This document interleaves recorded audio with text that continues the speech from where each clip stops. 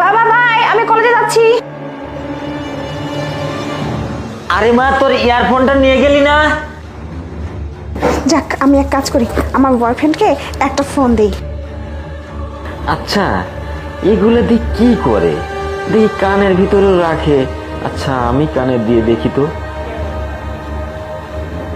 Hello, শোনো, আমি না কলেজের কথা বলে বাড়ি থেকে অলরেডি বেরিয়ে গেছি। এখন বলো আমি কোথায় যাব? কি আর করতে হবে? কিচ্ছু করতে হবে না। আমি হোটেল রেডিসন 302 নম্বর কক্ষে রুম বুকিং করছি, ওইখানে দুজন মজা করব, চলে আসো। হ্যালো হ্যালো, উফ, তোমার কথা শুনতে পাচ্ছি না আমি। ওহো, ব্লুটুথ তো কানেক্ট হয়ে গেছে, আগে বন্ধ করে নিই।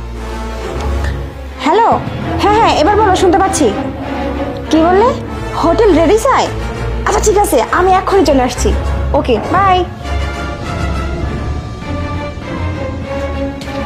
এটাই তো সেই 302 নাম্বার রুম।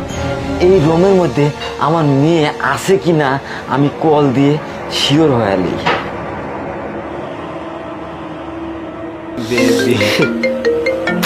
কি ব্যাপার, এই সময় আবার কে ফোন? আরে বাবা ফোন দিচ্ছে, একটু চুপ করো, দেখি তো কেন এই সময় ফোন দিল আবার। হ্যালো বাবা। হ্যাঁ মা, তুমি কোথায় আছো? হ্যাঁ বাবা, আমি তো তোমাকে বলে আসলাম যে আমি কলেজে আছি, আর এখন না ক্লাস চলতেছে। স্যার যদি দেখে না আমি কথা বলতেছি তাহলে বকাবকি করবে, তুমি ফোনটা রাখো। তার মানে কলেজ ফাঁকি দিয়ে তুমি এই হোটেলে এসে তুমি এই মজা মাস্তি করো। আমি তোমাকে বোঝাচ্ছি, দাঁড়াও। বেঁচে গেলাম, কি বলো? হ্যাঁ ঠিক বলছো বাবা, তো আসতে পারে। তার মানে তুমি এই জায়গায় কলেজ ফাঁকি দিয়ে এই জায়গায় তুমি মজা মাস্তি করতে চাও, তাই না? বাবা, তো তুমি এখানে কি করে আসলে বাবা? আমি এখানে কিসের জন্য আসলাম, কিভাবে আসলাম, এটা শুনতে চাও?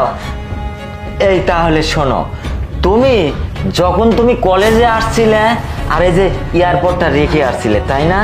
আমি এটা কানে দিয়ে সব শুনছি। আরে এটা আমি কি শুনলাম?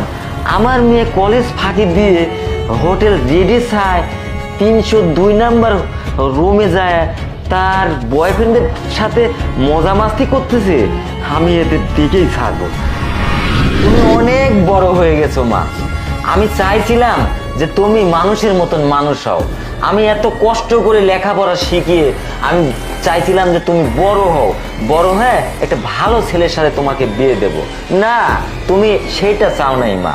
তুমি কলেজ ফাঁকি দিয়ে, আমার চোখকে ফাঁকি দিয়ে তুমি এই লম্পট ছেলের সাথে এসে তুমি এই